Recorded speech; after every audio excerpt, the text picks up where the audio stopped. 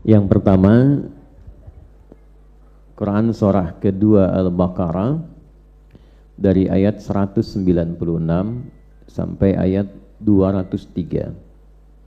Kami ulangi, surah kedua Al-Baqarah ayat ke-196 sampai 203. Sudah? Baik. Ini yang pokok untuk haji. Baik memotivasi kita yang belum berhaji untuk persiapan haji, atau yang akan berangkat di tahun ini untuk menyiapkan haji yang benar. Kemudian untuk meraih sifat birrun sehingga menjadi mabrur, yang kaidahnya menjadi umum nanti di dalam Al-Quran surah ketiga Ali Imran di ayat 92. Disambungkan sampai ke haji sampai ayat 97. Ayat 92 itu kaidah birrunnya, kaidah umumnya.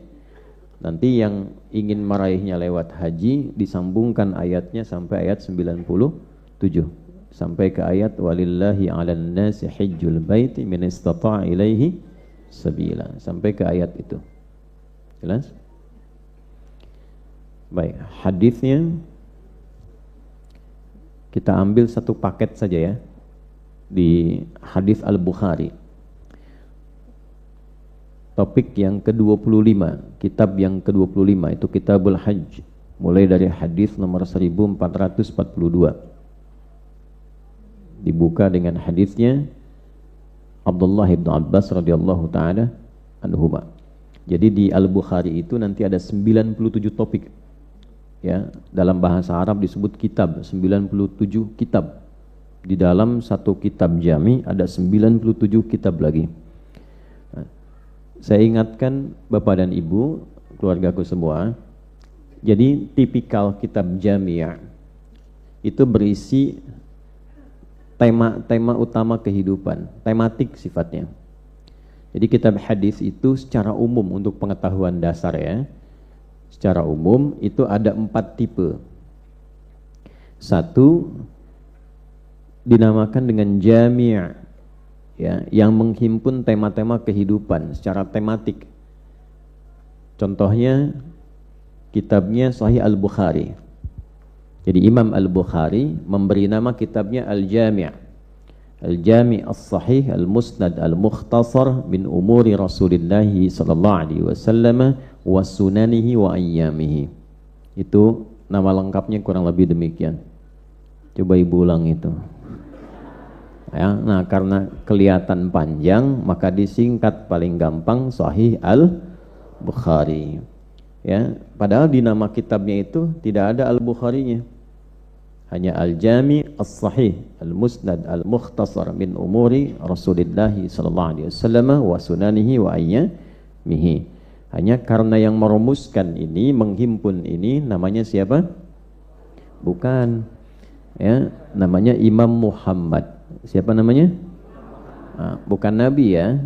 Ya, namanya tafaul ke Nabi Muhammad SAW. Tafaul itu mengambil kebaikan nama dari kalangan Nabi atau Rasul atau orang-orang soleh untuk mendapatkan percikan kebaikan-kebaikannya.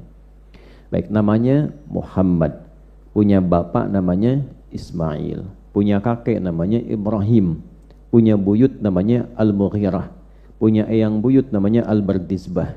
Tinggalnya di Kecamatan Ju'fa, Kabupaten Bukhara, Provinsi Khorasan. Negaranya sekarang di Uzbekistan. Karena berasal dari Kabupaten Bukhara, untuk mengenalkan saya dari Bukhara. Bukan dari tempat misalnya di Mekah atau di Madinah atau daerah Arab lain. Saya dari Bukhara.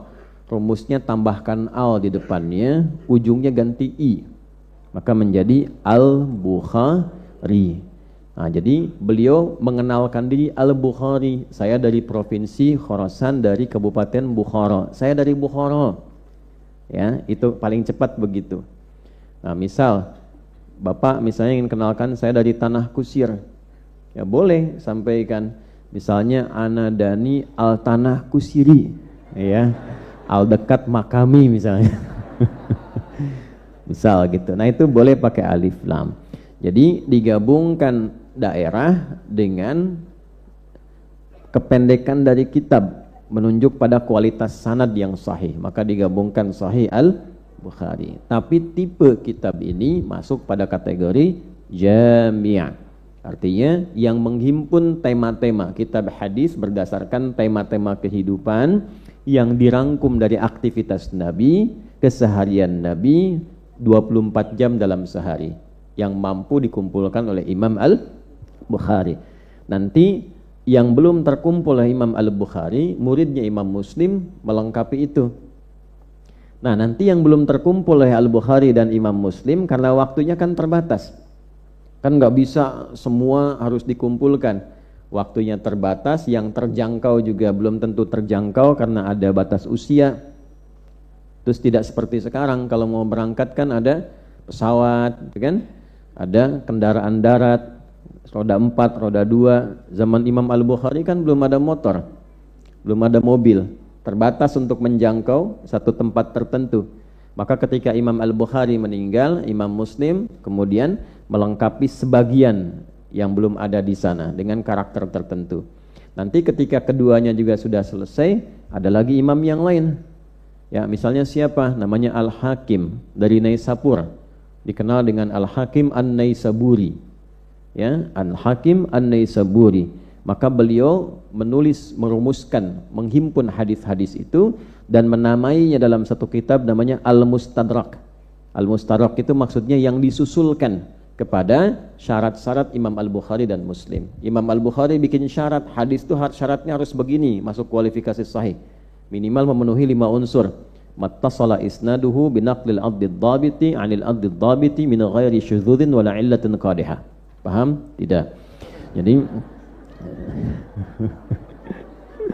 sanadnya harus tersambung, orangnya harus adil, ingatannya harus kuat, tidak boleh punya cacat, tidak boleh punya aib. Tuh, 5 ini baru disebut hadis sahih. Secara sanad belum matan ada kualifikasi lagi, ya. Nah, nanti kalau ini sudah dapat secara sanad benar baru dikumpulkan. Nah, ini Al-Bukhari kemudian Muslim, syarat-syarat khususnya ketika dikumpulkan dipelajari oleh Imam Hakim, Al-Hakim dari Naisapur. Maka dikumpulkanlah berdasarkan syarat itu hadis-hadis yang belum tercantum di Al-Bukhari dan hadis Muslim. Dikumpulkan jadi satu, diberi nama kitab yang disusulkan pada syaratnya Al-Bukhari dan Muslim, yang umumnya sebagian belum tercantum di sana. Dalam bahasa Arab disusulkan disebut dengan Al-Mustadrak. Paham? Nah, jadi wawasan kita diperluas. Jangan sampai disimpulkan kalau enggak ada di hadisnya Al-Bukhari dhaif. Ah, berarti itu pemahamannya yang dhaif. Itu ya, ilmunya yang masih dhaif. Jadi nanti ada yang di Al-Bukhari, ada yang di Muslim dan turunannya. Nah, hadis ini kitabnya disebut dengan jami, berisi tema. Karakteristiknya begini. Ini kita belajar wawasan dasar dulu ya. Karakteristiknya, jadi Imam Al-Bukhari itu, Masya Allah, beliau jenius, sangat jenius, mengeluarkan tema-tema kehidupan dibagi sampai 97 tema. Yo, saking kagetnya habis tuh tinta spidol. Kok bisa ada orang begini kata spidol tuh. Tuh, 97. Ibu kelihatan di belakang, Bu? Nah, alhamdulillah. Jadi dari 97 ini misal dibuat tema. Tema pertama, jeniusnya begini beliau. Beliau itu ahli Quran, ahli hadis, ahli fikih juga. Imam Al-Bukhari. Jadi bukan sekedar ahli hadis. Nanti akan kelihatan bagaimana beliau menyusun Sahih Al-Bukhari itu. Kelihatan sekali kalau bukan orang ahli fikih mustahil bisa menyusun seperti ini. Jadi yang pertama, bagaimana orang bisa meyakini bahwa ini adalah hadisnya Nabi? Apa penunjuknya? Apa penandanya? Apa legalitasnya? Sehingga nanti ketika yakin ini kalam Nabi, bab-bab berikutnya yang disampaikan itu akan mudah diterima dan mudah diamalkan. Verifikasinya apa? Jalan pembuktiannya. Maka dibuat topik yang pertama itu namanya kitab Bad'ul Wahyi. Ya, Bad'ul Wahyi. Permulaan wahyu. Di sini dijelaskan yang disebut Nabi itu syaratnya harus apa. Kalau disebut wahyu, wahyu itu sifatnya bagaimana? Bagaimana menerimanya? Bisa dibuktikan nggak? Tempatnya masih ada nggak? Orangnya seperti apa? Apa yang membedakan Nabi dengan manusia biasa? Sampai kita mengerti bahwa oh ini syarat-syarat Nabi itu ini, kualifikasinya begini, cara memverifikasinya seperti ini, dan semua terpenuhi pada sosok agung Nabi Muhammad sallallahu alaihi wasallam. Ketika kita meyakini bahwa ini sudah terpenuhi, topik ini selesai dan itu bisa dikaji secara ilmiah. Silahkan Bapak Ibu bisa mencari, misalnya dari sekarang sekian agama yang diyakini, sekian agama, misalnya yang ada Rasulnya, silahkan coba cek bagaimana membuktikan bahwa ia itu benar diklaim sebagai Rasul. Tandanya apa? Nah, kita ini bersyukur sebagai Muslim, kualifikasi itu secara ilmiah dijelaskan dengan runtut. Yang membedakannya begini, kalau mau membuktikan silahkan dibuktikan dengan cara apapun. Ini sosoknya disepakati ada, tempat lahirnya ada, tempat wafatnya ada, makamnya ada, sahabat-sahabatnya profilnya jelas. Kemudian proses penerimaannya pun terangkum dengan sempurna dan semua sepakat serta bisa diuji. Nah, setelah kita yakin dengan topik yang pertama ini, maka baru disusun topik-topik berikutnya. Kitabul Iman. Ya. Misalnya kitab kedua ada topik namanya Kitabul Iman. Nah.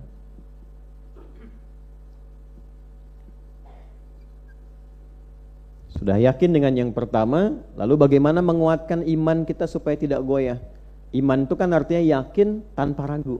Itu iman. Kalau yakin masih ada ragu, itu belum iman. Saya ulangi ya. Iman itu bahasa standarnya, paling gampang dipahaminya, keyakinan paripurna tanpa ragu. Orangnya disebut mukmin. Jelas? Jadi kalau ada kata iman artinya tidak boleh meresapkan keraguan sedikit pun.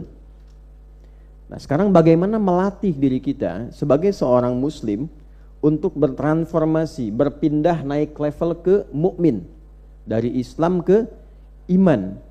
Bagaimana menjadi seorang muslim yang mukmin, yang betul-betul yakin sepenuhnya dengan keislaman kita tanpa ragu sedikit pun. Jadi kalau sudah nggak ragu, nggak usah nanya lagi.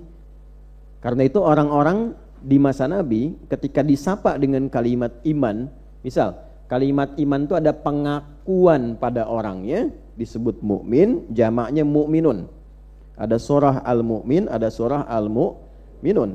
Kalau menunjuk pada aktivitas pekerjaannya, ciri orang beriman itu kelihatan pada aktivitasnya, pada perilakunya, pada pekerjaannya. Maka disapalah dengan menggunakan kata kerja. Bentuk tunggalnya amana, bentuk jamaknya amanu. Amanu. Bentuk sapaan panggilannya menggunakan bentuk yang sangat indah, ya ayyuha alladzina. Ya ayyuhalladzina amanu. Hei orang-orang yang selalu yakin tanpa pernah ragu. Jelas? Nah, maka baru kemudian dibuktikan keyakinan itu lewat pekerjaan. Yakin itu kan bahasa hati, ya kan? Yakin itu amalan hati, amalan jiwa. Nah, amalan jiwa itu tidak akan terlihat kecuali berwujud lewat perilaku. Bagaimana kelihatan orang itu senang? Lihat di wajahnya, lihat perilakunya. Bagaimana kelihatan orang itu sedang tidak senang, sedang marah? Kelihatan di wajahnya, kelihatan di kata-katanya. Karena itu setiap bahasa, setiap perbuatan hati itu akan tampak lewat perilaku. Jelas ya? Nah, cinta, sayang itu rasa dalam hati, tampak itu ketika menjadi perilaku. Bagaimana taunya orang tua sayang pada anak? Ketika ada perilakunya. Ya? Dia dari mulai memeluknya, menggandengnya, memperhatikannya, memberikan apa yang dibutuhkan, itu dukungan dan pembuktian bahwa rasa cinta dari orang tua tumbuh kepada anak. Nah, ibu yang punya anak-anak perempuan, kalau ada anak laki-laki datang hanya mengatakan aku mencintaimu, jangan percaya. Ya, butuh pembuktian. Katakan, buktikan cintamu dengan menuliskan nama kita berdua di buku pernikahan kita. Ya, nah itu. BPKB, buku pernikahan kita berdua. Dah, fokus ini. Nah, di sini caranya bagaimana? Karena tidak setiap orang yang mengaku muslim itu bisa mukmin, belum tentu. Ada orang mengklaim di zaman Nabi, datang beberapa orang Arab, dari padang pasir Arab Baduy langsung mengklaim, "Ya Rasulullah, kami sudah beriman." Nah, karena ini amalan kolbu, Nabi tidak bisa langsung menghukumi. Karena yang maha menguasai hati itu siapa? Allah. Maka menunggu ayat turunlah, kemudian konfirmasi di surah 49 itu, Al-Hujurat, di ayat ke-14. Qalatil a'rabu amanna qul lam tu'minu walakin qulu aslamna walamma yadkhulil imanu fi qulubikum. Segelintir orang-orang Arab dari padang pasir mengklaim berkata, kami telah beriman. Kata Allah, jangan katakan beriman dulu, katakan dulu kami baru berislam, formal mengucapkan dengan lisan. Asyhadu an la ilaha illallah wa asyhadu anna Muhammadan Rasulullah. Itu kalimat formal yang mengkonfirmasi bahwa kita muslim. Nah, untuk menjadi mukmin, tembuskan yang dikatakan itu ke dalam hati. Iqrarum bil lisan wa tasdiqum bil qalbi, itu masuk kepada iman. Baru pembuktian lewat perilaku menjadi muhsin. Maka konfirmasi keislaman formalnya dengan syahadat. Konfirmasi keimanan, syahadat itu dari lisan tembus kepada hati. Jelas dulu sampai sini? Nah, untuk menguatkan sampai kepada jiwa supaya nanti perintah keislaman itu tidak disoal lagi, nggak ditanya lagi. Karena kalau sudah yakin pasti dilakukan.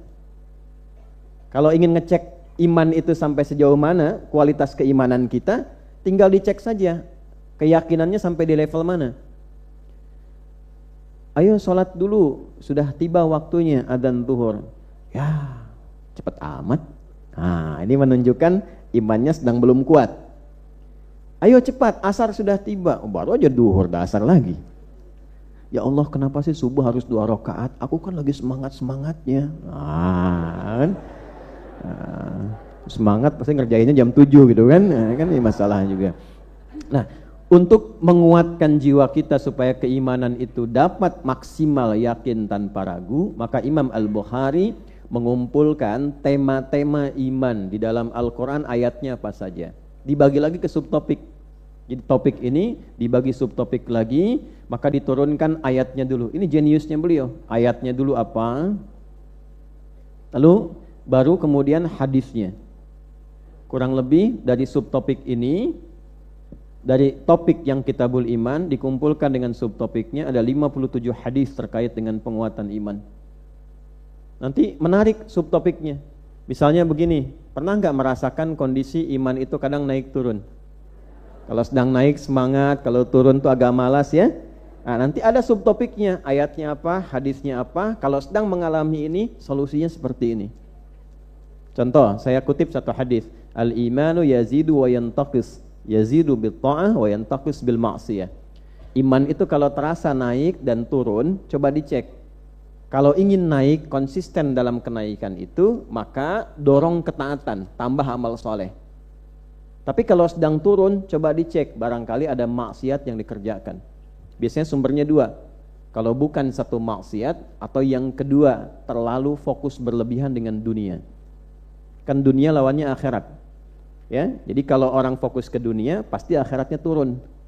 Kalau orang pasti fokusnya ke akhirat, ulang ya. Kalau orang fokus ke dunia, pasti akhiratnya turun. Kalau orang fokus ke akhirat, pasti dunianya bukan, ikut. Tuh, logika agama tuh nggak sama. Ya, coba ulang ya. Halo? Ya. Kalau orang fokus ke dunia, maka akhiratnya turun. Tuh. Kalau orang fokus ke akhirat, maka dunianya ikut, bukan turun. Apa dalilnya?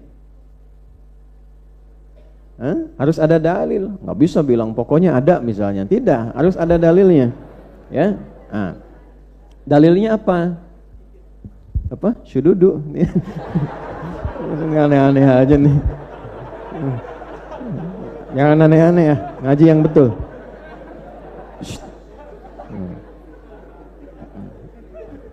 Udah ngaji yang betul, jangan aneh-aneh.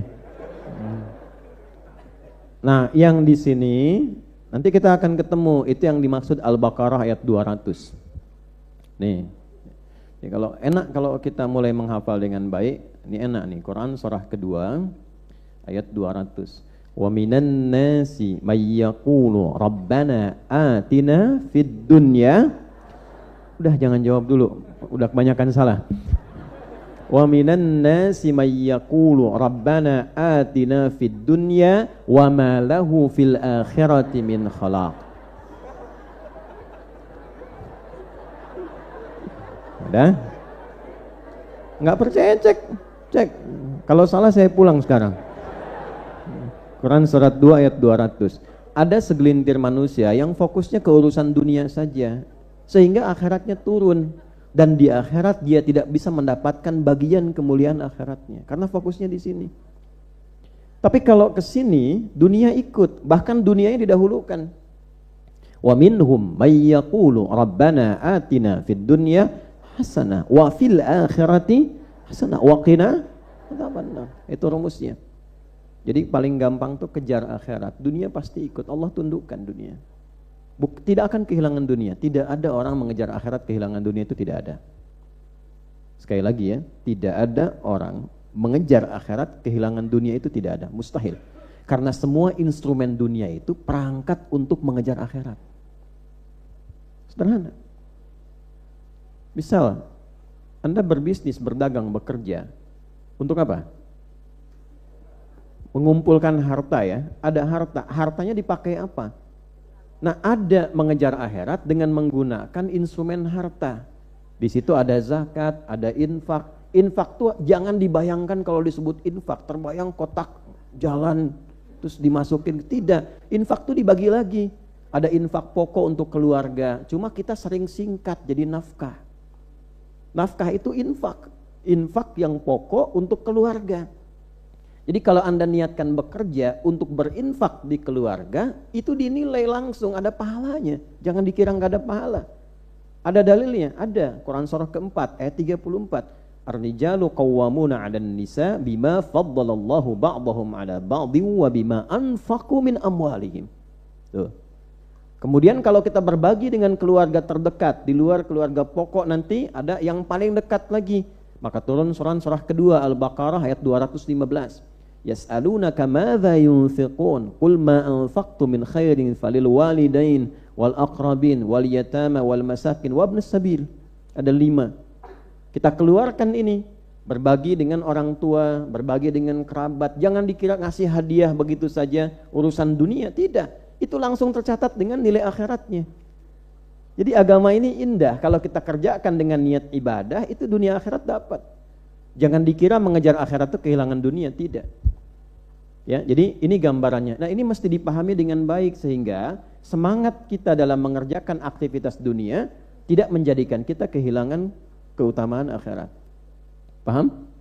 Nah, topik ini kalau kita gali kita akan temukan di sini.